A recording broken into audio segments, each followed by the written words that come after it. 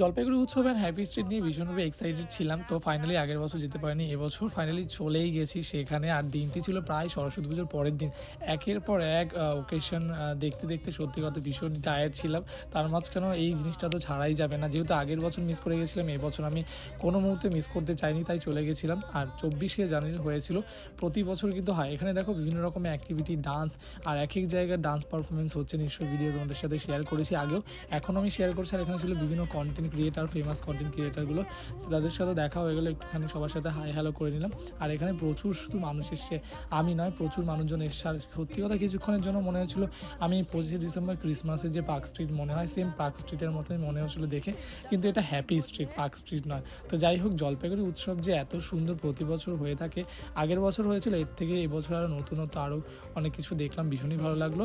তো বন্ধুগণ, আজকের এই শর্ট মিনি ব্লগ এখানে এন্ড করছি। কেমন লাগলো অবশ্যই কমেন্ট সেকশন জানিয়ে। আর ভিডিও